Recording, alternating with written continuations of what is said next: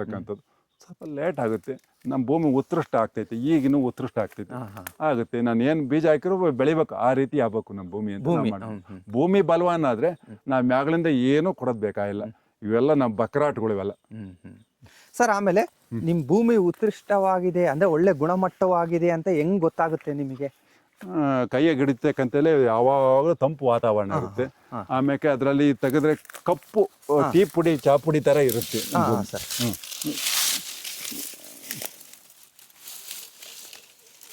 ಈ ಥರ ಕಮ್ಮಿ. ಮತ್ತೆ ಮೋಸ್ಟ್ ನೋಡ್ರೆ ಮಳೆ ಬಂದಿರ್ತಲ್ಲ ಆ ಥರ ವಾಸನೆ ಬರುತ್ತೆ. ಬೇರೆವೆಲ್ಲ ಭೂಮಿಗಳಂದ್ರೆ ಏನೋ ಒಂಥರ ಭೂಮಿ ಅಂದ್ರೂ ವಾಸನೆ ಅನ್ನೋದು ಗೊತ್ತಿಲ್ಲ, ಏನು ಅಂದ್ರೂ ವಾಸನೆ ಗೊತ್ತಿಲ್ಲ. ಸುಮ್ಮನೆ ನಾವೇನು ಮಾಡ್ಕೊಂಡಿವಿ ನಂಗೆ ಆಗುತ್ತೆ. ನೋಡ್ರಿ ಕಪ್ಪು ಆಯ್ತು, ಯಾವಾಗಲೂ ಸೂಕ್ಷ್ಮ ಜೀವಿಗಳಿದೆ, ಬೆಳೆ ಬೇರುಗಳೆಲ್ಲ ಇದೆ ನೋಡ್ರಿ. ಸರ್ ನಮಸ್ತೆ. ನಮಸ್ಕಾರ ಸರ್. ಒಂದು ಸ್ವಲ್ಪ ನಿಮ್ಮ ಕಿರುಪರಿಚಯ ಮಾಡ್ಕೊಡ್ತೀರಾ ಸರ್? ನಮ್ಮ ಹೆಸರು ಲಿಂಗರಾಜ್ ಅಂತೇಳಿ. ನಮ್ಮದು ಚಿತ್ರದುರ್ಗ ಡಿಸ್ಟಿಕ್ಕು, ಹೊಸದುರ್ಗ ತಾಲೂಕು, ಮೊತ್ತೋಡು ಹೋಬಳಿ, ಕಪ್ಪನಾಯಕನಹಳ್ಳಿ ಗ್ರಾಮ. ನಾವೊಬ್ಬ ನೈಸರ್ಗಿಕ ಕೃಷಿಕ. ಸರ್ ಈಗ ನೀವು ಸಾವಯವ ಕೃಷಿ ಪದ್ಧತಿಯಲ್ಲೇ ಮಾಡ್ತಿದ್ದೀರಾ? ಸಾವಯವದಲ್ಲಿ ಮತ್ತು ನೈಸರ್ಗಿಕ ಕೃಷಿ ಎರಡು ಜಾಯಿಂಟ್. ನೈಸರ್ಗಿಕ ಅಂದ್ರೆ ಏನು ಸರ್? ಸಾವಯವ ಕೃಷಿ ಅಂದ್ರೆ ಏನು ಸರ್? ನೈಸರ್ಗಿಕ ಅಂದರೆ ನ್ಯಾಚುರಲ್ ಆಗಿ ನಾವು ಯಾವುದನ್ನೂ ಬೇಡಲ್ಲ. ಈಗ ಭೂಮಿ ಮೇಲಾಗೆ ಬೆಳೆಯೋಂಥ ಗಿಡ ಮರಗಳು ಭೂಮಿಯೆಲ್ಲ ಇದು ಮಾಡ್ಕೊಂಡು ಮಾಡೋವಂಥದ್ದು.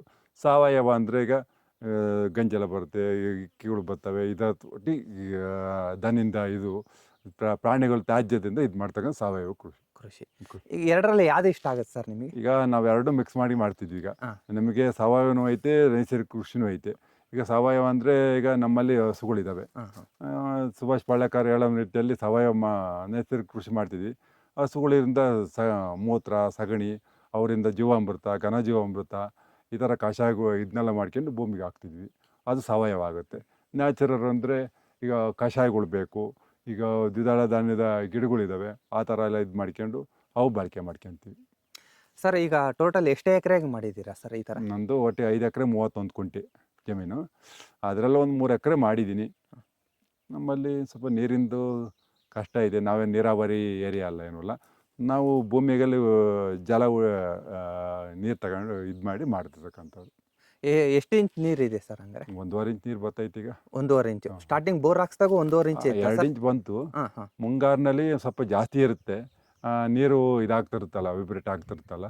ಈಗ ನೀರು ಕಮ್ಮಿ ಆಗೋದ್ರಿಂದ 1.5 ಇಂಚು 1.25 ಇಂಚು ಬತ್ತ ಬೇಸಿಗೆ ಆಗ್ತಾ ಕಮ್ಮಿ ಆಗ್ತಾ ಹೋಗುತ್ತೆ. ನೀರನ್ನು ಜಾಸ್ತಿ ಬಳಸ್ತಾ ಹೋದಂಗೆ ಡೆಪಾಸಿಟ್ ಇರ್ತಕ್ಕಂಥ ಅಮೌಂಟ್ ಬಳಸ್ತಾ ದುಡ್ಡು ಕಮ್ಮಿ ಆಗುತ್ತಲ್ಲ, ಹಂಗೆ ಕಮ್ಮಿ ಆಗ್ತಾ ಹೋಗುತ್ತೆ. ಸರ್ ಈಗ ನಿಮ್ಮ ಸಾವಯವ ಕೃಷಿಯಲ್ಲಿ ನಿಮ್ಮ ಆದಾಯಕ್ಕೆ ಮೇನ್ ಆಗಿ ಇದರಲ್ಲಿ ಏನು ಮಾಡ್ಕೊಂಡಿದ್ದೀರಾ ಸರ್? ತೆಂಗು ಮಾಡಿದ್ದೀವಿ. ತೆಂಗು ಮಾಡಿದ್ದೀವಿ, ಬಾಳೆ ಮಾಡಿದ್ದೀವಿ. ಸದ್ಯದಾಗ ತೆಂಗು ಒಂದೇ. ಈಗ ಸ್ಟಾರ್ಟಿಂಗು 2 ವರ್ಷದಿಂದ ಸ್ಟಾರ್ಟಿಂಗ್ ಆಗೈತೆ. ಅಂದರೆ ನಾವು ಸಾವಯವ ಅಂತಂದರೆ ಭೂಮಿ ನಮ್ಮದು ಸ್ವಲ್ಪ ಉತ್ಕೃಷ್ಟತೆ ಕಳೆದಿದ್ದು. Cement factory ಇತ್ತಿಲ್ಲದು. ಆ ಸಿಮೆಂಟ್ ಫ್ಯಾಕ್ಟ್ರಿಯಿಂದ ಧೂಳು ಬಿದ್ದು ಭೂಮಿ ಉತ್ಕೃಷ್ಟತೆ ಕಳ್ಕೊಂಡಿತ್ತು. ಹಿಂದೆ ನಾವು ಬರೋದಕ್ಕಿಂತ ಮುಂಚೆಲಿ ಯಾರೋ ಒಬ್ಬರಿಗೆ ಕೋರಿನ ಗುತ್ತಿಗೆನ ಕೊಡ್ತಿದ್ದು, ಅವ್ರೇನೋ DAPನೋ ಯೂರಿಯಾನ ತಂದು ಚೆಲ್ತಿದ್ರು. ಅವೆಲ್ಲ ಏನೋ ಅವತ್ತಿನ ತಕ್ಷಣಕ್ಕೆ ಮಾಡ್ಕೊತಿದ್ರು, ಬೆಳೆಗಳು ಬೆಳ್ಕೊತಿದ್ರು. ಏನೂ ಇರಲಿಲ್ಲ ಭೂಮಿ ಸ್ಟಾರ್ಟಿಂಗ್. ಏನೂ ಇರಲಿಲ್ಲ ಅಂತಂದರೆ ಗಿಡ ಮರ ಏನೂ ಇಲ್ಲ, ಬೋಳು ಜಮೀನಾಗಿತ್ತು ನಮ್ಮದು. ಬೋರು ಇರಲಿಲ್ಲ.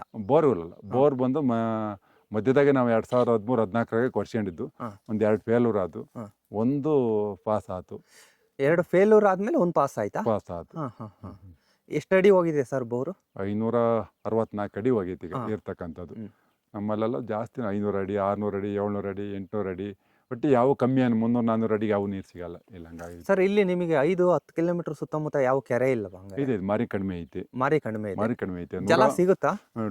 ಅದನ್ನ ಕೋಡಿ ಬೀಳೋದು ನಾವು ನೋಡ್ತೀವಿ. ನಮ್ಮಲ್ಲಿಂದಲೇ ಹೋಗುತ್ತೆ ನೀರು. ಆದರೆ ನಮ್ಗೆ ಯಾವುದು ಇದಾಗ್ತಿಲ್ಲ, ಯಾವುದು ಅನುಕೂಲ ಆಗ್ತಿಲ್ಲ. ಅಂದ್ರೆ ಸುತ್ತಮುತ್ತ ಯಾವ ಕೆರೆಗಳಿಗೆ ಏನು ಟರ್ನ್ ಮಾಡಿಲ್ಲ. ಕೆರೆಗಳು ಮಾಡ್ತೀವಿ ಅಂತೇಳಿ ನಮ್ಮ ರೈತ ಸಂಘದಿಂದಲೂ 2000 ಇಸ್ವಿಯಿಂದಲೂ ಹೋರಾಟ ಮಾಡ್ತಲೇ ಇದ್ದೀವಿ. ಇವ್ರು ಏನು ಮಾಡ್ತಾರೆ, ಇವರು ದುಡ್ಡು ಹೊಡೆಯೋ ಅವಕಾಶಗಳು ಮಾಡ್ಕೊಂಡು 2008 ಒಂದು ಯೋಜನೆ ಬಂದರು, ಭದ್ರಾ ಇದು ಮಾಡ್ತೀವಿ ಅಂತೇಳಿ. ಇದು 2026 ಆದರೂ ಇನ್ನು ಮಾಡೋದ್ರಾಗಿದ್ದಾರೆ. ಕೆರೆಗಳು ನೀರು ಕೊಟ್ಟಿಲ್ಲ. ನಾವು ಅದ್ರ ಬಗ್ಗೆ ಹೋರಾಟ ಮಾಡ್ತಲೇ ಇದ್ದೀವಿ. ಹಿಂಗೆ ಅವ್ರಿಗಿನ್ನೂ ಸ್ವಲ್ಪ ಮನಸ್ತೃಪ್ತಿನ ಅದು ಆಗೇ ಇಲ್ಲ. ಇವು ದುಡ್ಡು ಮಾಡೋದು ಟ್ರಿಬಲ್ ಆಗೋಯ್ತು ಅದಕ್ಕೆ. ಈಗ ಅವತ್ತು 5,000 ಕೊಟ್ಟಿರೋದು 15,000 ಕೋಟಿ ಬಂದು ಕೂತಿದ್ದೆ ಪ್ರಾಜೆಕ್ಟು. ಆದರೂ ನಮಗೇನು ಆ ಸರ್ಕಾರ ಬಂದು ಕೊಡುತ್ತೆ, ಈ ಸರ್ಕಾರ ಬಂದು ಕೊಡುತ್ತೆ, ಯಾರಿಗೂ ಇವ್ರಿಗೆ ಯೋಜನೆ ಇರಬೇಕಲ್ಲ. ಸುಮ್ಮನೆ ದುಡ್ಡು ಫಾಲ್ ಮಾಡ್ತಾರೆ. ಅವ್ರಿಗೆ ಏನು ಜಾಬಿ ತಲುಪೈತೆ ಅಷ್ಟೇ. ಸರ್ ಈಗ ಆ, ಸಾವಯವ ಕೃಷಿ ಪದ್ಧತಿಯಲ್ಲಿ ಮಾಡ್ತಿದ್ದೀರಲ್ಲ, ತೆಂಗುನ ನೀವು ಮಾರಾಟ ಮಾಡ್ತೀರಾ? ತೆಂಗು ಮಾರಾಟ ಮಾಡ್ತೀರಾ, ಎಳ್ನೀರು ಮಾರಾಟ ಮಾಡ್ತೀರಾ? ನಾವು ತೆಂಗು ಹಿಂದಿಂದಲೂ ನಮ್ಮ ತೆಂಗಿನ ಪ್ರದೇಶ ಅಂತೇಳಿ ಹೊಸದುರ್ಗ ತಾಲೂಕು. ಹೌದು ಸರ್. ಎಳ್ನೀರು ಮಾರಾಟ ಮಾಡೋ ರೂಢಿ ಇಲ್ಲ. ಇತ್ತೀಚೆಗೆ ಎಳ್ನೀರು ಒಂದು ಸ್ವಲ್ಪ ಡಿಮ್ಯಾಂಡ್ ಆಯ್ತು ಅಂತೇಳಿ ಸ್ವಲ್ಪ ಜನ ಕೊಡ್ತಾರೆ. ನಾವು ಹಿಂದೆ ತೆಂಗು ಬೆಳೀತಿರ್ತಕ್ಕಂಥ ಬೇರೆ ಜಾಗದೊಳಗೆಲ್ಲ ತೆಂಗಿದೆ. ಅವು ಹವಾಮಾನ ವೈಪರೀತ್ಯದಿಂದ ಈಗೆಲ್ಲ ಗಣಿಗಾರಿಕೆ ಅದು ಇದು ಮಾಡಿ ನಮ್ಮನ್ನೆಲ್ಲ ನಷ್ಟ ಆಗಿ ಅವೆಲ್ಲ ಇದಾಗಿ ಅವೆಲ್ಲ ತೆಂಗೆಲ್ಲ ಹೋದು. ಅನಿರೀಕ್ಷಿತವಾಗಿ ಇಲ್ಲಿ ನಮ್ದು 5 ಎಕರೆ 31 ಗುಂಟೆ ತಾತ ಇಲ್ಲಿ ಬಂದು ಮಾಡಿದ್ದು. ಮಾಡ್ತಾ ಇದ್ಬೇಕಾರೆ ಈಗ ತೆಂಗು ನಾವು ಕೊಬ್ಬರಿ ಹಾಕ್ತೀವಿ. ತೆಂಗನ್ನು ಕಾಯಿನೂ ಮಾರಾಟ ಮಾಡಲ್ಲ, ಕೊಬ್ಬರಿಗೆ ಹಾಕ್ತೀವಿ. ಆಮೇಲೆ ಎಳ್ನೀರಿಗೆ ಕೊಟ್ರೆ ಅವ್ರಿಗೆ ಏನು ಗೊತ್ತಿಲ್ದಲೆ ಎಲ್ಲೆಲ್ಲೋ ಮಚ್ಚು ತಗೊಂಡು ಕಡ್ದ್ಬಿಟ್ಟು ಇವತ್ತಿನ ದಿವಸ ತೆಂಗಿನ ಮರ ಡ್ಯಾಮೇಜ್ ಆಗ್ತಿದಾವೆ ಅಂತ ಹೇಳ್ತಾರೆ ಜನ. ತೆಂಗಿದ್ರೆ ಎಳ್ಳೀರು ಇದು ಮಾಡಿದ್ರೆ ಅಬಾಷನ್, ಎಳ್ನೀರು ಮಾಡಿದ್ರೆ ಅಬಾಷನ್. ಈಗ ಕಾಯಿ ಕಿತ್ತರೆ ಡೆಲಿವರಿ ಹಿಂಗಾಗಿತ್ತು ಅದು. ಈಗ ನಾವೇ ಈಗ ಅಂದ್ರೆ ಈಗ ನಾರ್ಮಲ್ ಆಗಿ ಕಾಯಿ ಉದುರಿದ್ರೆ ನಾರ್ಮಲ್ ಡೆಲಿವರಿ, ಇದು ಸಿಜರಿಯನ್ ಆಗುತ್ತೆ. ಈಗ ಏನಪ್ಪಾ ಅಂದ್ರೆ ನಾವೀಗ 1-2.5 ಕಿಲೋಮೀಟರ್ ದೂರದಿಂದ ಹಣ್ಣತ್ತಿರ್ತವೆ, ಬೀಳ್ತವೆ, ಇಲ್ಲ ಬಿದ್ದಿರ್ತವೆ ಅಂತ ನಾವು ಇದ್ ಮಾಡ್ತಿಬಿಟ್ರೆ ಆ ಕೂರಮಳಿಕೆ ಅಲ್ಲೇ ಇದಾಗಬೇಕು, ಅಲ್ಲೇ ಇದಾಗಬೇಕು. ಅದ್ ಬಿಟ್ಟು ನಾವು ಗೊನೆ ಕೊಡ್ಬಿಟ್ರೆ ನಮ್ದು ಯಾವ್ದೋ ಒಂದು ಬೆಳ್ಳೆ ಐತೆ, ಕಡಿದ್ರೆ ಏನಾಗುತ್ತೆ ಹೇಳ್ರಿ? ಆ ತರ ಇದಾಗ್ತೈತಿ. ಸದ್ಯಕ್ಕೆ ತಾತ್ಕಾಲಿಕವಾಗಿ ಯಾವ್ದಾಗ ಸಿಕ್ಕಿರ್ಬೋದು, ನಾ ಕೊಡೋ ನೀರಿಂದಲೋ ಎದ್ರಿಂದಲೋ ಏನೋ ಇದಾಗಿರ್ಬೋದು. ಅವೆಲ್ಲ ಎಳ್ಳೀರು ನಮ್ಗೆ ಇದಿಲ್ಲ, ಏನೋ ಕುಡಿಯಕ್ಕೆ ಉಪಯೋಗಿಸ್ಬೋದು, ಇದ್ ಮಾಡ್ಬೋದು. ಅದೇ ನಮ್ ದಂಧೆ ಮಾಡ್ಕೊಳಂಗಿಲ್ಲ. ಸರ್ ಈಗ ತೆಂಗಿನ ಮರ ಎಷ್ಟಿದಾವೆ ಸರ್, ಮತ್ತೆ ಬಾಳೆ ಎಷ್ಟಿದೆ? 163 ತೆಂಗಿನ ಗಿಡ ಇಟ್ಟಿದೀವಿ. 163, ಒಂದು 13-14 ಗಿಡ ಹೋಗಿದಾವೆ. 150 ಗಿಡ ಇದಾವೆ. ಒಂದು 50-60 ಫಸಲಿ ಬಂದಿದ್ದಾವೆ. ಸರ್ ಈಗ ಸ್ಟಾರ್ಟಿಂಗು ಬೇರೆ ಬೆಳೀತಿದ್ರು ಅಂದ್ರೆ ಅವಾಗೆಲ್ಲ ಔಷಧಿ ಹೊಡಿತಿದ್ರ ಸರ್ ಜಮೀನಿಗೆ? ಔಷಧಿ ಅಂತ ಪ್ರವೇಶ ಮಾಡಿಲ್ಲ. ಇವು ಕೆಮಿಕಲ್ ಇದು ಅಂತೀವಲ್ಲ, ದನಿ ಗೊಬ್ಬರ ಬದಲು ಇವರು ಮೇಲ್ಗೊಬ್ಬರವಾಗಿ DAP, ಯೂರಿಯಾ ಈ ತರ ಅದು ಸರ್ವೇ ಸಾಮಾನ್ಯವಾಗಿ ಬಳಸ್ಕೊಂತ ಹೋಗಿದ್ದಾರೆ. ಅಷ್ಟು ಬಿಟ್ರೆ ಬೇರೆಯವರೆಲ್ಲ ಮಾಡಿದ್ದಾರೆ. ನಮ್ಮ ಭೂಮಿಗೆ ಈ ಇಲ್ಲೆಲ್ಲ ದಾಳಿಂಬೆ ಬೆಳೆದಾರೆ. ಇಲ್ಲಿ ನಮ್ಮ ಸುತ್ತಮುತ್ತಲಾಗೆಲ್ಲ 2008, 10, 12, 14, 18 ತನಕ ಭಾರಿ ದಾಳಿಂಬೆ ಇದಾಯ್ತು. ಯಾರು 4 ಲಕ್ಷ ಎಲ್ಲೆಲ್ಲ 1 ಲಕ್ಷ ನೋಡಿರಲ್ಲ, 4 ಲಕ್ಷ ನೋಡ್ಬೇಕು ಅಂತೇಳಿ ಭೂಮಿ ಕೊರ್ಸೋದು, ದಾಳಿಂಬೆ ಹಾಕೋದು, ದಾಳಿಂಬೆ ಗಿಡ ಹಾಕೋದು, ಹಾಕಿ ಭೂಮಿನಲ್ಲಿ ಬರ್ಡ್ ಮಾಡಿಬಿಟ್ರು. ಆ ಟೈಮ್ನಾಗ ಒಂದು ಸ್ವಲ್ಪ ನಾವು ಬಂದ ಟೈಮ್ನಾಗೆ ಭೂಮಿಯಲ್ಲಿ ನೀರು ಸಿಗೋದೇ ಕಷ್ಟ ಇತ್ತು, ಹಂಗೆ ಮಾಡಿಬಿಟ್ಟಿದ್ರು. ಸರ್ ಈಗ ನಾವು ಸ್ಟಾರ್ಟಿಂಗ್ಗೆ ನಾವು ಸಾವಯವ ಕೃಷಿ ಮಾಡ್ತೀವಿ ಅಂದ್ರೆ ನಾವು ಹಾಕೋ ಬೆಳೆ ಇಂಪ್ರೂವ್ಮೆಂಟ್ ಆಗೋ ಸ್ಟಾರ್ಟಿಂಗ್ಗೆ ಬಂದ್ಬಿಡುತ್ತಾ ಸರ್? ಇಲ್ಲ, ಬರಲ್ಲ. ಅಂದ್ರೆ ನಮ್ಮ ಭೂಮಿ ಮೇಲೆ ಹೋಗುತ್ತೆ. ನಮ್ಮ ಭೂಮಿ ಯಾವ ಥರ ಐತೆ ನಾವು ಅನ್ನೋದ್ರ ಮೇಲೆ ಹೋಗುತ್ತೆ. ನಮ್ಮ ಭೂಮಿ ಸ್ವಲ್ಪ ಕೆಳಮಟ್ಟದಾಗಿತ್ತಲ್ಲ, ಸ್ವಲ್ಪ ಲೇಟ್ ಆಗ್ತೈತೆ. ಏಕೆಂದರೆ ಇಷ್ಟೊಂದೆಲ್ಲ ಅನಾಹುತ ಆದಾಗ ಈಗ IC ವಾರ್ಡ್ನ ಸೇರಿಸಿರೋ ಮನುಷ್ಯನಿಗೆ ಏಕ್ದಮ್ ಕ್ಯೂರ್ ಆಗಪ್ಪ ಅಂತ ಹೊರಕೆ ಇದು ಬಂದರೆ ಆಗಲ್ಲ. ಹಂಗಾಗಿ ಹಂತವಾಗಿ ಮಾಡ್ಕೊಂತ ಬರ್ತೀವಿ. ಈಗ ಸಾವಯವ ಕೃಷಿ ಪದ್ಧತಿಯಲ್ಲಿ ಮಾಡಿದಾಗ ಬಾಳೆ ಎಷ್ಟು ವರ್ಷಕ್ಕೆ ಬಂತು ಸರ್ ನಿಮಗೆ? ನಮ್ಮದು 2020 ಬಾಳೆ ಹಾಕಿದ್ದು. 2 ವರ್ಷ ನನಗೇನು ಗೊನೆನೇ ಒಳ್ಳಲ್ಲ. ಅದು ಕೆಮಿಕಲ್ ಹಾಕಪ್ಪ, ಒಂದಿಷ್ಟು ಬರುತ್ತೆ, ನೀನು ಹಿಂಗೆ ಮಾಡಿದ್ರೆ ಆಗಲ್ಲ ಅಂತ ಹೇಳಿರು. ಯಾವುದೇ ಕಾರಣಕ್ಕೂ ಆಗಲ್ಲ, ಬರಲಿ ಬಿಟ್ಟರು ಬಿಡಲಿ, ನಾನು ಅದಕ್ಕೋಸ್ಕರ ಏನು ಮಾಡಲ್ಲ. ತೆಂಗೈತೆ, ಜೊತೆಗೆ ನೋಡೋಣ ಬಿಡೋಣ ಅಂತೇಳಿ ಇದು ಮಾಡ್ಕೊಂತ ಹೋದು. ಕೊನೆಗೆ 2 ವರ್ಷ ಆದಮೇಲೆ ಗೊನೆ ಬಿಡಕತ್ತು. ಎಷ್ಟು 1 kg 2 kg ಸ್ಟಾರ್ಟಿಂಗ್ ಅಷ್ಟೇ. ಈಗ 1 kg 2 kg ಸ್ಟಾರ್ಟಿಂಗ್ ಬಂದ್ ಗೊನೆ. ಎಷ್ಟು ಬಾಳೆ ಇರೋ ಸರ್ ಹಂಗಾರೆ ಅದರಲ್ಲಿ? ನಮ್ದ್ರಾಗೆ ಏನು ಟೋಟಲ್ 105 ಕಡೆ ಹಾಕಿದ್ದು. ಅಲ್ಲ ಆ ಗೊನೆ ಒಂದು ಗೊನೆ 1.5 kg 2 kg ಅಷ್ಟೇ ಬರ್ತಿದ್ದು. ಅದರಲ್ಲಿ ಬಾಳೆಹಣ್ಣಿನ ನಾವು ಎಷ್ಟಿರವು? ಬಾಳೆಹಣ್ಣವ ಅದೇ ಸಣ್ಣ ಸೈಜ್ 50, 100 ಚಿಕ್ಕ ಸೈಜ್ ಬರೋ ಅದು ಬರೀ 1.5 kg 2 kg. ಅವಾಗ ನಿಮಗೆ ಬೇಜಾರಾಗಿ ತೆಗೆದ್ಬಿಡ? ಇಲ್ಲ, ನಾನು ಬೇಜಾರು ಅಂತ ಏನಿಲ್ಲ. ಯಾಕೆಂದ್ರೆ ನನಗೆಲ್ಲ ಮನಸ್ಸಿನಲ್ಲೇ ಇದ್ ಮಾಡ್ಕೊಂಡ್ಬಿಟ್ಟಿದ್ದೆ. ಸಾವಯವ ಅಂದ್ರೆ ನೈಸರ್ಗಿಕ ಕೃಷಿ ಅಂದ್ರೆ ದೃಢ ನಿರ್ಧಾರ ಮಾಡ್ಕೊಂಡಿದ್ರಿ, ನಾನು ಮಾಡಿದ್ರೆ ಸಾವಯವ ಕೃಷಿನೇ ಮಾಡ್ಬೇಕು. ಇದು ಏಕ್ದಮ್ಮು ನಾವು ಕೆಮಿಕಲ್ ನಂಗೆ ಇದಾಗಲ್ಲ, ಮುಂದೆ ಕಳ್ಕೊಂಡು ಬೇಕಾಗತ್ತೆ. ಇದು ಮಾಡ್ಕೊಬೇಕು ಕೆಮಿಕಲ್ ಅಂತಂದ್ರೆ ಮಾಡಲೇಬೇಕು, ಒಂದು ಸ್ವಲ್ಪ ಕಷ್ಟ ಅಂತ ಬರುತ್ತೆ ಈಗ ಅಂತ ಗೊತ್ತಿತ್ತು ನನಗೆ. ಹಂಗಾಗಿ ಸ್ವಲ್ಪ ತಡ್ಕೊಂಡೆ ಬಂದು ಬೇರೆಲ್ಲವೂ ಬಂದು ನನಗೆ. ಆ ಬಂದದ್ರಾಗೂ ಕಷ್ಟನೂ ಬಂತು, ಸುಖನೂ ಬಂತು, ಅನುಭವಿಸ್ಕೊಂಡು ಬಂದಿದ್ದೀನಿ ಇಲ್ಲಿವರೆಗೂ. ಆಮೇಲೆ ಸರ್ ನಿಮ್ಮ ಕೃಷಿ ಭೂಮಿನ ಯಾವಾಗಲೂ ತನುವಾಗಿಡಕ್ಕೆ ಏನು ಮಾಡ್ತೀರಾ? ನಾ ತನುವಾಗಿರೋಕ್ಕೆ ಲೈವ್ ಮಲ್ಚಿಂಗ್ ಮಾಡ್ತೀವಿ. ಏನಾರ ದ್ವಿದಳ ಧಾನ್ಯಗಳು ಹಾಕ್ತೀವಿ. ಇಲ್ಲ ಅಂದರೆ ಈ ಸಾಗಿಗಳು, ಎಡೆಮಟ್ಟೆ, ಕುರಮಳಿಕೆ, ಬಂದ ತ್ಯಾಜ್ಯಗಳು, ಬಾಳೆವು ಎಲ್ಲ ಭೂಮಿ ಒಳಗೆ ನಾವು ಇದು ಮಾಡ್ತೀವಿ. ಸರ್ ಲೈವ್ ಮಂಚಿಂಗ್ ಅಂದ್ರೆ ಇದೇನಾ ಸರ್? ಇದೆ ಇಲ್ಲ ಲೈವ್ ಮಲ್ಚಿಂಗ್ ಅಲ್ಲ, ಲೈವ್ ಮಲ್ಚಿಂಗ್ ಬಂದು ಇದು ಗಿಡಗಳು, ಈ ಗಿಡಗಳು ಸರ್ ಅಂದ್ರೆ ಇಲ್ಲೇ ಹುಟ್ಟಿರೋ ಗಿಡಗಳು ಒಟ್ಟುಗಳು ಇಲ್ಲ ಅವರೇ ಗಿಡ ಎಂತ ಹಾಕಿದೆ ಎಲ್ಲ ಒಣಗಿ ಹೋಗ್ತಿದೆ. ಅದ್ ಬಿಟ್ರೆ ಅಲ್ಲ ಇವು ಒದಿಕೆ ಮಾಡಿರ್ತಕ್ಕಂಥವು. ಇದು ಒದಿಕೆ ಮಾಡ್ತಿರೋದು ಸರ್. ಏನಕ್ಕೆ ಮಾಡ್ಬೇಕು ಸರ್ ಈ ತರ ಒದಿಕೆ? ಈ ಒದಿಕೆ ಯಾಕೆ ಮಾಡ್ಬೇಕು ಅಂತಂದ್ರೆ ತೇವಾಂಶ ಹರಲ್ಲ, ಜೀವಾಣುಗಳು ಇದಾಗಲ್ಲ, ಬೇಗ ಇದಾಗಲ್ಲ. ಹಂಗಾಗಿ ಇದು ಮಾಡಲೇಬೇಕು. ಭೂಮಿ ಕಪ್ಪು ಆಗುತ್ತೆ. ಆ ಜೀವಾಣುಗಳಿಗೆ ನಾವು ಬಿಟ್ಬಿಡ್ತೀವಲ್ಲ, ಪೂರ್ತಿ ನಮಗೆ ಇದು ಮಾಡಪ್ಪ ಗೇಮೆ ಮಾಡ್ಕೊಂತು ಇದು ಮಾಡ್ಕೊಂತು ಭೂಮಿಗೆಲ್ಲ ಕಾಂಕ್ರೀಟ್ ಥರ ಆಗಿಬಿಡುತ್ತೆ. ಭೂಮಿಯಲ್ಲಿ ಜೀವಾಣುಗಳು ಬದುಕಲ್ಲ. ಒತ್ತಿಗೆ ಮಾಡೋದು ಒಳ್ಳೇದು ಅಂತ. ಇದು ಮಾಡೋದ್ರಿಂದ ಭೂಮಿಯಲ್ಲಿರೋ ಜೀವಾಣುಗಳು ಬದುಕ್ತವೆ. ಅವಾಗ ಸ್ವತಂತ್ರವಾಗಿ ಒಂಥರ ಇದಾದಂಗೆ ಆಗುತ್ತೆ. ನಾ ಟ್ಯಾಕ್ಟ್ರಿ ತಗೊಂಬೋದು, ಗೇಯೋದು, ಇದು ಮಾಡೋದು, ಇದು ಮಾಡ್ತಿದ್ರು ಜೀವಾಣುಗಳಿಗೆ ಭೂಮಿ ಎಲ್ಲ ಸೂರ್ಯನ ಶಾಖಕ್ಕೆ ತಗೊಳುತ್ತೆ, ಇದು ಮಾಡುತ್ತೆ, ಬೇಗ ಸತ್ತು ಹೋಗ್ತವೆ. ಅಂದ್ರೆ ಸರ್ ಈಗ ರೈತರು ತೋಟದಲ್ಲಿ ಶಾದ್ರೆ ಆಗುತ್ತೆ ಅಂತ ತಗೊಂಡೋಗಿ ಹೊರಗಡೆ ಹಾಕೋದ್ರಿಂದ ಅಥವಾ ಮನೆಯಲ್ಲಿ ಸುಡೋದ್ರಿಂದ ಈ ತರ ಮಾಡೋದ್ರಿಂದ ಅವ್ರ ತೋಟಕ್ಕೆ ಅನುಕೂಲ ಆಗುತ್ತೆ. ಈ ಪದ್ಧತಿ ವಿಜ್ಞಾನ ಅಂತದ್ದು ಈ ತರ ಮಾಡಬಾರ್ದು. ನಮ್ಮಲ್ಲಿ ಟ್ರ್ಯಾಕ್ಟರ್ಗಳು ಬಂದವೆ, ಇದು ಬಂದೈತೆ, ಅದ್ ಮಾಡ್ರಿ ಇದ್ ಮಾಡಿ ಅಂತ ಹೇಳಿ ಈಗ 1970 ಈ ತರ ಕಲ್ಸ್ಬಿಟ್ಟು ನಾವು ಈ ತರ ಮಾಡ್ಬೇಕು, ಇದ್ ಮಾಡ್ಬೇಕು ಅಂತ ತಿಳ್ಕೊಂಡು ಈ ರೀತಿ ಬೆಂಕಿ ಇಕ್ಕೋದು, ಸ್ವಚ್ಛವಾಗಿ ಕೆಂಬಬೇಕು ನಮ್ಮ ಭೂಮಿಯ ಅಂತ ಮಾಡ್ತಾರೆ. ಇನ್ನಾರು ಮಾಡ್ತಿದ್ರು ಅಂದ್ರೆ ಎತ್ತಿಂಗ್ ಎಮ್ಮೆ ಮಾಡ್ತಿದ್ರು. ಎತ್ನಲ್ಲಿ ಬಂದ್ರೆ ನಮ್ಮ ಭೂಮಿ ಅದುವೇ ಹಾಳಾಗಿ ಹೋಗ್ತಿರಲ್ಲ. ಯಾಕೆ ಹಾಳಾಗಿ ಹೋಗ್ತಿರಲ್ಲ ಅಂದ್ರೆ ಅದು ಒಂದು ಪ್ರಾಣಿ, ಅದು ಹೋಗ್ಬೇಕಾದ್ರೆ ಅದೇನ್ ಸುಮ್ನೆ ಹೋಗ್ತಿರ್ಲ. ಎತ್ತೋದಕ್ ಬಂದಿತ್ತು, ನಮ್ಮನ್ನ ಮನುಷ್ಯನ ಎತ್ತಕ್ ಬಂದಿತ್ತು. ಅಲ್ಲಿ ಹೋಗ್ಬೇಕಾದ್ರೆ ಗಂಜಲ ಬಿಡ್ತಿತ್ತು, ಸಗಣಿ ಬಿಡ್ತಿತ್ತು, ನನಗೂ ವ್ಯಾಯಾಮ ಆಗ್ತಿತ್ತು. ಅದು ಭೂಮಿಗೆ ಒಂಥರ ಇದಾಗ್ತಿತ್ತು, ಜೀವಾಣುಗಳು ಇದು ವೃದ್ಧಿ ಆಗ್ತಿತ್ತು. ಈಗ ಟ್ಯಾಕ್ಟ್ರಿಗಳು ಬಂದ್ರೆ ಏನಾಗುತ್ತೆ ಹೇಳ್ರಿ, ಪರಿಸರನ ನಾಶ ಆಗುತ್ತೆ. 3 ಟನ್ನು 3 ಟನ್ನು 4 ಟನ್ನು ಟ್ಯಾಕ್ಟ್ರಿ ಬಿಡ್ತವೆ. ಬಿಗಿಯಾಗಿ ಭೂಮಿ ಇದು ಮಾಡಿದ್ರೆ ಸೂಕ್ಷ್ಮ ಜೀವಿಗಳು ನಾಶ ಆಗ್ತವೆ. ಅದೇನು ಸುಮ್ಮನೆ ಬರುತ್ತಾ ಯಂತ್ರ ಅಂತ ಅಂದಮೇಲೆ ಅದು ಡೀಸೆಲ್ ಪೆಟ್ರೋಲ್ ಹಾಕ್ಲೇಬೇಕಾ? ಆ ಪರಿಸರ ನಾಶ ಮಾಡುತ್ತಾ? ನನ್ನ ಬೇರು ಅದಕ್ಕೆ ಗೊತ್ತೇ, ಇಷ್ಟು ಕೀಳ್ಬೇಕು, ಕಿತ್ತು ಬಿಸಾಕುತ್ತೆ, ಹೀಗಾಗಿ ನಾಶ ಆಗೇ ಆಗ್ತವೆ ಸರ್. ಆಮೇಲೆ ತೋಟದ ಸುತ್ತಲಿಗೂ ನೀವು ತೋಟಕ್ಕೆ ಬೇಲಿ ಅಂತ ಏನು ಮಾಡ್ಕೊಂಡಿದ್ದೀರಾ ಸರ್? ಬೇಲಿ ಅಂತ ಹೇಳಿ ರಕ್ಷಣವಾಗಿ ನಾವು ಏನು ಮಾಡಿಲ್ಲ, ಗಿಡ ಮರಗಳು ಹಬ್ಬಿಸಿದ್ವಿ. ಅದ್ರ ಜೊತೆ ನ್ಯಾಚುರಲ್ ಆಗಿ ಶ್ರೀಗಂಧ ಬಂದೈತೆ. ಈಗ ನಾವು ಇವು ಸಪಾಟ ಗಿಡಗಳು, ಹಣ್ಣಿನ ಗಿಡಗಳು, ಆಮೇಲೆ ಇವತ್ತನೆಲ್ಲ ಇದು ಮಾಡ್ಕೊಂಡಿದ್ವಿ. ಒಂದು ಶ್ರೀಗಂಧ ಮರ ತೋರಿಸ್ತೀರಾ ಸರ್ ನನಗೆ ಹೇಗೆ ಬಂದಿದೆ ಅಂತ? ಇದಾವೆ ತೋರಿಸ್ತೀವಿ. ಅಂದರೆ ಅಲ್ಲಲ್ಲೇ ಮರಿಯಾಗಿದ್ದಾವೆ. ಈ ಸಣ್ಣದ ಗಿಡ ಇದು. ಇದು ಶ್ರೀಗಂಧ ಗಿಡ. ಇದಕ್ಕಿಂತ ದೊಡ್ಡದಾಗಿರೋದು ಯಾವುದು? ದೊಡ್ಡದಂದ್ರೆ ಮುಂದೆ ಹೋಗ್ಬೇಕು, ತೋರಿಸ್ತೀನಿ. ಐಲೈತು ಶ್ರೀಗಂಧ.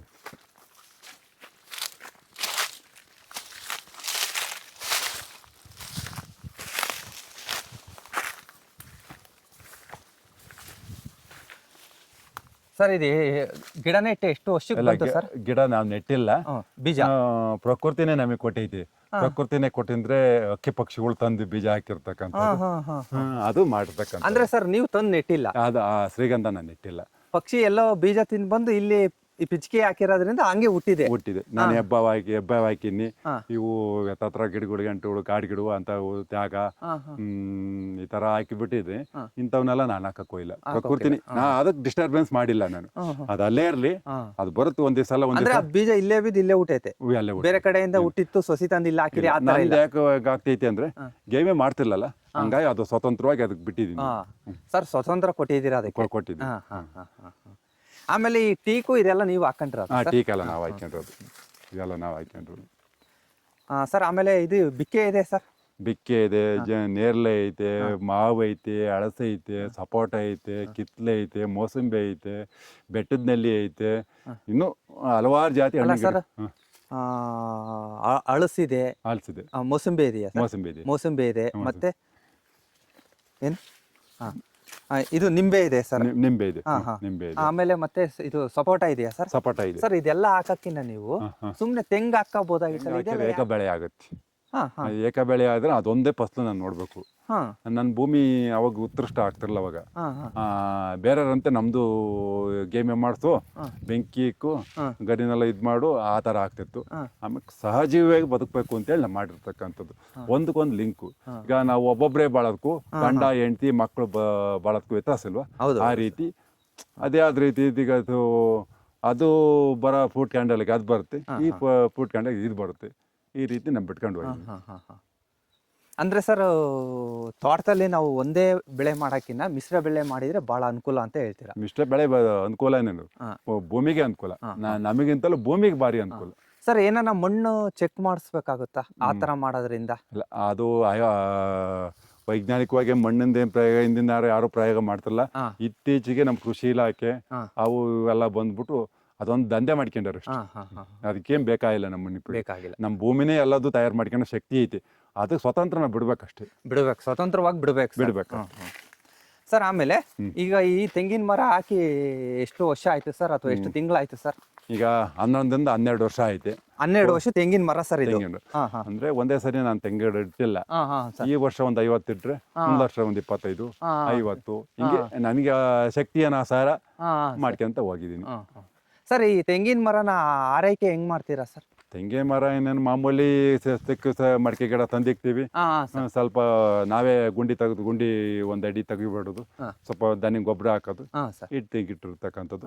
ಒಂದು 6-7 ವರ್ಷಕ್ಕೆ ಫಸಲಿ ಬಂದಿದೆ. ಏನು ಅದಕ್ಕೇನಂತ ನಾವೇನು ಇದು ಮಾಡಂಗಿಲ್ಲ, ದನ ಪನ ಕಡಿದಂಗೆ ಇದು ಮರ ಆಯ್ಕೆ ಮಾಡಿದೀವಿ ಅಷ್ಟೇ ಸರ್. ಆಮೇಲೆ ತೆಂಗಿನ ಮರ ಬುಡಕ್ಕೆ ನೀರು ಬಿಡಬಾರ್ದು ಅಂತಾರೆ, ಅದು ಸತ್ಯನಾ ಸರ್ ನಿಮ್ಮ ಪ್ರಕಾರ? ಬುಡಕ್ಕೆ ಅಂತಂದ್ರೆ ಬುಡದಲ್ಲಿ ಇರ್ತಕ್ಕಂಥವು ಬೇರೆ ಹಿಡ್ಕೊಂಡಿದಾವೆ, ಮರ ಬೀಳ್ದಂಗೆ. ಅಣ್ಣಾಂಗ ಬೇರುಗಳು ಅಂತ ಇಲ್ಲೆಲ್ಲ ಚಾಚಿದಾವೆ. ಅಂದ್ರೆ ಸುತ್ತಮುತ್ತ ಬೇರ್ನ ಬಿಟ್ಕೊಂಡಿದ್ರೆ ಅಂದ್ರೆ ನಾವೇನ್ ಬುಡಕ್ ಹೋಗಿ ನೀರ್ ಬಿಡ್ತಿರ್ಲಲ್ಲ ನಮ್ಮ ಕೃಷಿ ಒಳಗೆ. ನೀರ್ ಬಿಡೋದೇ ಒಂದು ಬಿಸ್ನೆಸ್ ಮಾಡ್ತಿಲ್ಲ ಏನು ಅಲ್ಲ. ಈಗ ಬೇರೆಯವರೆಲ್ಲ ಲ್ಯಾಟ್ರಲ್ ಬಳ್ಳಿ ಹಳಿ ಇದು ಮಾಡು ಆ ತರ ನಮ್ ಕೃಷಿ ಅಲ್ಲ. ಸ್ಪ್ರಿಂಕ್ಲರ್ ಸಿಸ್ಟಮ್ ಮಾಡ್ಕೊಂಡಿದ್ವಿ, ಎಲ್ಲಾ ಗಿಡಕ್ಕೂ ನೀರ್ ಬೇಕು. ಹಂಗಾಗಿ ಸ್ವಲ್ಪ ದಿವಸ ಒಂದ್ 4-5 ವರ್ಷ 5-6 ವರ್ಷ ಸ್ವಲ್ಪ ನೀರ್ ಮೇಂಟೆನೆನ್ಸ್. ಭೂಮಿ ಆ ತರ ಇದಾಗ್ಬಿಟ್ರೆ ಅದೇ ನೀರೇ ಬೇಕಾಗಲ್ಲ. ಸರ್ ಆಮೇಲೆ ಇಲ್ಲಿ ಒಂದು ಗಿಡ, ನಿಮ್ಮ ತೋಟದಲ್ಲಿ ಒಂದು ಗಿಡ ದಾಳಿಂಬ್ರೆ ಇದೆ ಸರ್. ಈ ತರದ ದಾಳಿಂಬ್ರೆ ಗಿಡ ಎಷ್ಟು ಇದಾವೆ ಸರ್? ದಾಳಿಂಬೆ ಗಿಡ ಒಂದು 50-60 ಗಿಡ ಇದೆ ನನ್ನಲ್ಲಿ. 50-60 ಗಿಡ ಇದಾವೆ ಸರ್. ಈ ತರ ನೀವು ದಾಳಿಂಬ್ರೆ ಇಲ್ಲೊಂದು ದಾಳಿಂಬ್ರೆ ಹಾಕಿರಾ, ಅಲ್ಲೆಲ್ಲ ಒಂದು ದಾಳಿಂಬ್ರೆ ಹಾಕಿ, ಅದು ಮುಂದೆ ನಿಮ್ಗೆ ಅನುಕೂಲವಾಗಿ ಕಾಯಿ ಬಿಡುತ್ತಾ ಸರ್? ಬಿಡುತ್ತೆ. ಅಂದ್ರೆ ಇವತ್ತು ಸ್ವಲ್ಪ ಎದ್ದು ಒಂದ್ 2 ವರ್ಷ ಅನ್ನೋದಕ್ಕೆ ನಾವೇನು ನ್ಯಾಚುರಲ್ ಬಿಟ್ಟಿರೋದಲ್ಲ, ಅದಕ್ಕೆ ಯಾವುದೇ ಔಷಧಿ ಸ್ಪ್ರೇ ಮಾಡ್ತಿಲ್ಲ, ಕೆಮಿಕಲ್ ಹಾಕಿ. ಈಗ ಕೋಳಿಗೆ ಮಾಡ್ತಾರ 35-40 ದಿವಸಕ್ಕೆ ಬರುತ್ತೆ, ಉತ್ತರ ಆ ತರ ಮಾಡ್ತಿಲ್ಲ ನಾನು. ಭೂಮಿ ನ್ಯಾಚುರಲ್ ಆಗಿ ಮಾಡ್ಕೊಂಡು ಬರುತ್ತೆ, ಲೇಟ್ ಆಗುತ್ತೆ ಅಷ್ಟೇ. 1 ವರ್ಷಕ್ಕೆ ಬರೋದು 3 ವರ್ಷ ಆಗ್ಬೋದು. ನಾನು ಆ ತೀರಿ ಮೆಥಡ್ನೇ ಮಾಡ್ತಿಲ್ಲ ನಾನು ಸರ್. ಆಮೇಲೆ ಮತ್ತೆ ಸರ್ ಇದೇ ಬಾಳೆ ಅಲ್ಲ ಸರ್ ಈ ಅಂದ್ರೆ ನಿಮ್ಗೆ 2 ವರ್ಷ ಆದ್ಮೇಲೆ ಬಂತು? 2 ವರ್ಷ ಆದ್ಮೇಲೆ ಅಂದ್ರೆ ಇದು ಗೊನೆ ಸಣ್ಣದಿತ್ತು ಸರ್ ಅವಾಗ? ಬಾರಿ ಸಣ್ಣದು ಅಂದ್ರೆ ಬಾರಿ ಚಿಕ್ಕ, ನೋಡಕ್ಕೆ ಇದೇನ್ ತಿನ್ನಕ್ಕೂ ಬರಲ್ಲ, ಇದೇನ್ ಐತೆ ಅಂತ ಅಂತಿದ್ರು. ಸರ್ 2 ವರ್ಷ ಆದ್ಮೇಲೆ ಇಂಪ್ರೂವ್ಮೆಂಟ್ ಆಯ್ತು? ಇಂಪ್ರೂವ್ಮೆಂಟ್ ಆಗ್ತಾ ಹೋಗ್ತು, ಭೂಮಿನ ಡೆವಲಪ್ಮೆಂಟ್ ಆಗ್ತು. ಇಲ್ಲಿನ ಜೀವಾಣುಗಳೇ ಇಲ್ದಂಗ ಆಗಿದ್ದು, ಗೆದ್ಲೆ ಅನ್ನೋದು ಬರ್ತಿಲ್ಲ, ಗೆದ್ಲೆ ಬರಂಗ ಆಯ್ತು ಸರ್. ಈಗ ಅಂದ್ರೆ ನೀವ್ ಹೇಳೋ ಪ್ರಕಾರ ತೋಟದಲ್ಲಿ ಗೆದ್ಲಿದ್ರೆ ಚೆನ್ನಾಗ ಸರ್? ಗೆದ್ದಿರ್ಬೇಕು. ಯಾವ್ದಕ್ಕೆ ಇರ್ಬೇಕು ಅಂದ್ರೆ ಭೂಮಿಗೆ ಇರ್ಬೇಕು. ಒಣಗಿದ ಮರಗಳು ಈಗೆಲ್ಲ ಮನೆಗಳಿಗೆ ಅಂತಕ್ ಇರಬಾರ್ದು. ಭೂಮಿಗೆ ಇದ್ರೇನಿಲ್ಲ, ಅದಕ್ಕೆ ತ್ಯಾಜ್ಯ ವಸ್ತುಗಳು ತಿನ್ನಕ್ ಬೇಕಲ್ಲ, ಆ ಗೆದ್ಲು ಬೇಕೇ ಬೇಕು. ಸರ್ ಗೆದ್ಲು ಅಂದ್ರೆ ಗೆದ್ಲು ರೂಪದಲ್ಲಿ ಉತ್ತ ಇದ್ರು ನಡೀತದ? ಉತ್ತ ಇದ್ರು ನಡೀತೆ. ಉತ್ತ ಇದ್ರು ಯಾಕಂದ್ರೆ ಅದು ಒಂದು ಪ್ರಕೃತಿಯಲ್ಲಿ ಏನೋ ನಮ್ಮ ಕ್ರಿಯೆಗಳು ನಡೀತಿರ್ತವೆ. ಸರ್ ಈಗ ಇದು ಅಡಿಕೆ ಸರ್, ಇದು ಅಡಿಕೆ ಎಷ್ಟು ಸಸಿ ಹಾಕಿದೀರಾ? ಈಗ 1 ವರ್ಷ ಬಿಟ್ಟು 2ನೇ ವರ್ಷ ಸ್ಟಾರ್ಟ್ ಆಯ್ತು. ಇದು 2ನೇ ವರ್ಷ ಅಡಿಕೆ ಸರ್? 2ನೇ ವರ್ಷ. ಈಗ ಬೇರೆಯವರೆಲ್ಲ ಔಷಧಿ ಆ ತರ ಎಲ್ಲ ಕೊಟ್ರೆ 4 ವರ್ಷಕ್ಕೆ ಬರುತ್ತೆ ಅಂತಾರೆ, 7 ವರ್ಷಕ್ಕೆ ಸಂಪೂರ್ಣವಾಗಿ ಬರುತ್ತೆ, 4 ವರ್ಷಕ್ಕೂ ಸ್ಟಾರ್ಟ್ ಆಗುತ್ತೆ ಅಂತಾರೆ. ನಿಮ್ ಸಾವಯವ ಕೃಷಿಯಲ್ಲಿ ನಿಮಗೆ ನಾನು ಗೊತ್ತಿದಂಗೆ ಎಷ್ಟು ವರ್ಷಕ್ಕೆ ಬರ್ಬೋದು? ಒಂದ್ 5-6 ವರ್ಷ 7 ವರ್ಷ ಆಗ್ಬೋದು. ಯಾಕೆಂದ್ರೆ ಈಗ ನಾವ್ ಯಾವ್ದಕ್ಕೂ ಹೊರಗಡೆಯಿಂದ ಫುಡ್ ಕೊಡ್ತಿಲ್ಲ, ನಾವು ಕೆಮಿಕಲ್ ಅಂತಲೇ ಮುಡಿಸ್ತಿಲ್ಲ. ಯಾವುದು ನ್ಯಾಚುರಲ್ ಸಾವಯವದಾಗೆ ನಾವು ಮಾಡ್ತಿರ್ತಕ್ಕಂಥದ್ದು. ಸ್ವಲ್ಪ ಲೇಟ್ ಆಗುತ್ತೆ, ನಮ್ಮ ಭೂಮಿ ಉತ್ಕೃಷ್ಟ ಆಗ್ತೈತೆ, ಈಗಿನೂ ಉತ್ಕೃಷ್ಟ ಆಗುತ್ತೆ. ನಾನು ಏನು ಬೀಜ ಹಾಕಿರೋ ಬೆಳಿಬೇಕು, ಆ ರೀತಿ ಆಗ್ಬೇಕು ನಮ್ಮ ಭೂಮಿ ಅಂತ. ಭೂಮಿ ಬಲವಾನ್ ಆದ್ರೆ ನಾವು ಮ್ಯಾಗಳಿಂದ ಏನೂ ಕೊಡೋದು ಬೇಕಾಗಿಲ್ಲ. ಇವೆಲ್ಲ ನಮ್ಮ ಬಕರಾಟ್ಗಳು ಇವೆಲ್ಲ. ಸರ್ ಆಮೇಲೆ ನಿಮ್ ಭೂಮಿ ಉತ್ಕೃಷ್ಟವಾಗಿದೆ ಅಂದ್ರೆ ಒಳ್ಳೆ ಗುಣಮಟ್ಟವಾಗಿದೆ ಅಂತ ಹೆಂಗ್ ಗೊತ್ತಾಗುತ್ತೆ ನಿಮಗೆ? ಕೈಯ ಗಿಡಿತಕ್ಕಂತಲೇ ಯಾವಾಗಲೂ ತಂಪು ವಾತಾವರಣ ಇರುತ್ತೆ. ಆಮೇಲೆ ಅದರಲ್ಲಿ ತೆಗೆದ್ರೆ ಕಪ್ಪು ಟೀ ಪುಡಿ ಚಾ ಪುಡಿ ತರ ಇರುತ್ತೆ.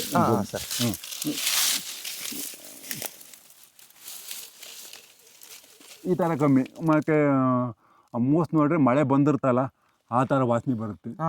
ಬೇರೆವೆಲ್ಲ ಭೂಮಿಗಳು ಅಂದ್ರೆ ಏನೋ ಒಂಥರ ಭೂಮಿ ಅಂದ್ರೂ ವಾಸನೆ ಅನ್ನೋದು ಗೊತ್ತಿಲ್ಲ, ಏನು ಅಂದ್ರೂ ವಾಸನೆ ಗೊತ್ತಿಲ್ಲ. ಸುಮ್ಮನೆ ನಾವೇನ್ ಮಾಡ್ಕೊಂಡಿವಿ ನಂಗೆ ಆಗುತ್ತೆ. ನೋಡ್ರಿ ಕಪ್ಪು ಆಯ್ತು ಯಾವಾಗ್ಲೂ. ಸೂಕ್ಷ್ಮ ಜೀವಿಗಳಿದೆ, ಬಿಳೆ ಬೇರುಗಳೆಲ್ಲ ಇದೆ ನೋಡ್ರಿ. ಬಿಳೆ ಬೇರುಗಳೆಲ್ಲ ಇದೆ ಸರ್. ಹೌದು, ಆಮೇಲೆ ಬಹಳ ಇದು ತೇವಾಂಶ ಬಹಳ ಇದೆ ಸರ್. ಈಗ ಮುಟ್ಟಿರೀಗ ಬಿಸಿ ಬತ್ತಲ್ಲ ಒಂದು ಹೌದು ತಂಪಾಗೈತೆ. ಹೌದು, ತಂಪಾಗಿದೆ ಸರ್. ತಂಪಾಗಿದೆ. ಈಗ ಅದ್ರ ಬೇರೆಲ್ಲ ಬಿಸಿ ಬಿಸಿ ಬಿಸಿ ಆಗಬಾರ್ದು, ಯಾಕೆ ನೇರವಾಗಿ ಬಿಸಿಲು ಭೂಮಿ ಬೀಳ್ತಿಲ್ಲ ಅನ್ನೋದು. ಅದಾದ್ರೆ ಈಗ ತೆಂಗೈತೆ ಅದ್ರ ಮಧ್ಯೆ. ಈಗ ನಿಮ್ಮ ತೋಟಕ್ಕೆ ಬೀಳ್ತಿರೋ ಬಿಸಿಲು ಈ ಮಲ್ಚಿಂಗ್ ಮೇಲೆ ಅಂದ್ರೆ ಈ ಗರಿ ಮೇಲೆ ಬಿಸಿಲು ಬೀಳ್ತಿದೆ, ಅದು ನೆಲಕ್ಕೆ ಬೀಳ್ತಿಲ್ಲ ಬಿಸಿಲು. ಹಂತವಾಗಿ ಏನ್ ತಡ್ಕೊಬೇಕೋ ತಡ್ಕೊಂತ ಇದೆ, ತಡ್ಕೊಂಡು ಅದ್ ಮೇಲೆ ಬಿದ್ದು ಬೀಳ್ತಕ್ಕಂಥ ಬಿಸಿಲು. ಈ ಸೂಕ್ಷ್ಮ ಜೀವಿಗಳಿಗೆ ನಿಮ್ಗೆ 1.5 ಇಂಚ್ ನೀರಿದ್ರು ಇಷ್ಟೆಲ್ಲ ಮಾಡಕ್ ಸಾಧ್ಯ ಆಗಿತ್ತು ಸರ್. ಆಮೇಲೆ ಇಲ್ಲಿ ಇದೊಂದು ಗಿಡದಲ್ಲಿ, ಅಲ್ಲಿ ಬೇರೆ ಎಲ್ಲಾ ಗಿಡ ನೋಡಿದ್ರೆ ಸೀಬೆ ಬಂದಿಲ್ಲ, ಇಲ್ಲಿ ಬಂದಿದೆ ಅಂದ್ರೆ ಬಿಕ್ಕೆ ಹಣ್ಣು.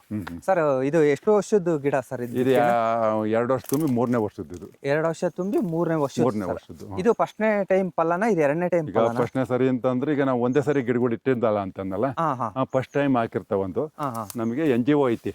ಅಂದ್ರೆ ಸರ್ NGO ಅಂದ್ರೆ ಸರ್? NGO ಅಂತಂದ್ರೆ ನಬಾರ್ಡ್ ಸಹ ಇದ್ರಲ್ಲಿ NGO ಸಂಘ ಸಂಸ್ಥೆ ಒಂದ್ ಐತಿ. ಅವ್ರು ಗಿಡಗಳು ಕೊಡ್ತಾ ಹೋದ್ರು, ಅವರೇ ಗಿಡಗಳು ಕೊಡ್ತಾವ. ಒಂದೇ ಸರಿ ನಮ್ಗೆ ಗಿಡಗಳು ಕೊಡ್ಲಿಲ್ಲ ಅವ್ರು. ಈ ವರ್ಷ 10 ಕೊಟ್ರೆ ಮುಂದ್ ವರ್ಷ 10. ಆ ಕೊಟ್ಟಂತ ಗಿಡಗಳು ಎಲ್ಲವನ್ನ ಅಲ್ಲೆಲ್ಲ ಇಕ್ಕೆಂತ ಹೋದು, ಯಾವನು ನಷ್ಟ ಮಾಡ್ತೀವಿ ಅಂತ ಹೋರ್ಲಿಲ್ಲ ನಾವು. ಈಗ ನಬಾರ್ಡ್ ಸಹಾಯದಿಂದ ಒಂದು NGO ನಮ್ಮಲ್ಲಿ ಹೊಸದುರ್ಗ ತಾಲೂಕಿನಾಗೆ ನಿಸರ್ಗ ಇದೆ ಅಂತ ಐತಿ. ಅವೆರಡು ಇದ್ ಮಾಡೋದಿಗೆ ನೀವು ಬೆಳೆಸ್ತೀಯ ಕಣಪ್ಪ ಅಂತ ಕೊಟ್ರು, ನಾವು ಅದೇ ರೀತಿ ಭೂಮಿಗೆ ಗಿಡ ಹಾಕಿ ಅಂತ ಬೆಳೆಸಂತ ಹೋಗ್ತೀವಿ. ಸ್ಟಾರ್ಟಿಂಗ್ ಅವ್ರು 10 ಗಿಡ ಕೊಟ್ರಲ್ಲ ಸರ್, ಅದನ್ನ ಬಂದು ಚೆಕ್ ಮಾಡಿದ್ರ ಇವ್ರು? ಪ್ರಾಯೋಗಿಕವಾಗಿ ನಮ್ದೇ ಜಮೀನ್ ನೋಡ್ತಿದ್ರು. ಇವ್ರು ಬೆಳೆಸ್ತಾರೆ. ಸಪೋಟ ಇತ್ತು, ದಾಳಿಂಬೆ ಇತ್ತು, ಮಾವಿನ ಗಿಡ ಇತ್ತು, ಆಳ್ಸಿತ್ತು. ಯಾವನು ನಷ್ಟ ಮಾಡ್ಕೊಂತ ಹೋಗ್ಲಿಲ್ಲ. ಮುಂದ್ ವರ್ಷಕ್ಕೆ ನೀನು 10 15 ಕೊಡ್ತಿಕೊಣಪ್ಪ ಅಂತಂದ್ರು. ನಿಮಗೆ ಈ ರೀತಿ ಮಾಡಿ ರೈತರ ಸಂಘದಲ್ಲಿ ಏನಾಗಿದ್ದೀರಾ ಸರ್? ನಾವು 2016ರಿಂದ 17 ಹೊಸದುರ್ಗ ತಾಲೂಕು ಅಧ್ಯಕ್ಷ ಆಗಿದ್ದು. ಈಗ ನನ್ನದೇ ಆದ ಜವಾಬ್ದಾರಿಗಳು ಜಾಸ್ತಿ ಆದವು. ಭೂಮಿ ನೋಡ್ಕೊಬೇಕು. ಇನ್ಮೇಲೆ ಮನೆ ತಗ ನಮ್ಮ ಮಗ ಅವನು ಓದಕ್ ಹೋಗಿದ್ದಾನೆ. ನಮ್ಮ ತಾಯಿಯರಿಗೆ ಅವಾಗ ಒಂದ್ ಸ್ವಲ್ಪ ಚೆನ್ನಾಗಿದ್ರು, ಆರೋಗ್ಯ ಸಮಸ್ಯೆ ಬಂದ್ರು ಅವ್ರು ಇದ್ದಾರೆ. ನಮ್ಮ ಮನೆಯವರು ಮನೆ ತನ ನೋಡ್ಕೊಬೇಕು. ಸಣ್ಣದೊಂದು ಅಂಗಡಿ ಇದೆ, ಹಂಗಾಗಿ ನಾನು ಹೆಚ್ಚಿಂದಾಗ ಹೋಗ್ತಿಲ್ಲ. ಯಾವ್ದೋ ಪ್ರೋಗ್ರಾಮ್ಗಳು ಇದ್ರೆ ಹೋಗ್ತೀವಿ ಸರ್. ಆಮೇಲೆ ನೀವು ಅತಿ ಹೆಚ್ಚಾಗಿ ಯಾವ ಟೈಮಲ್ಲಿ ಫ್ರೀ ಇರ್ತೀರಾ ಸರ್? ಬೆಳಗಿಂದ ಸಾಯಂಕಾಲ ತನಕ ಫ್ರೀ ಅನ್ನೋದೇನು ಯಾವ ಟೈಮು ಅಂತ ಏನಿಲ್ಲ.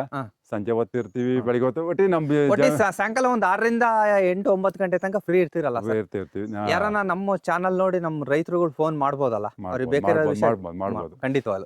ಯಾಕೆ ಅಂತಂದ್ರೆ ನಾವು ಫ್ರೀ ಇದ್ರು ಅಂತಂದ್ರೆ ಬೆಳಿಗ್ಗೆ ಹೊತ್ತು ನಾ ಜಮೀನಾಗ ಇರ್ತೀನಿ. ನಾನೇನು ಹೊರಗಡೆ ಸುತ್ತಕ್ ಹೋಗಲ್ಲ. ಇಲ್ಲ, ಏನೋ ಕೆಲಸ ಕಾರ್ಯ ಇದ್ರು ಮಾತ್ರ ಹೋಗೋದಷ್ಟೇ. ಅಷ್ಟು ಬಿಟ್ರೆ ಬೇರೆ ಏನು ನೆನ್ಪು ಮಾಡಲ್ಲ.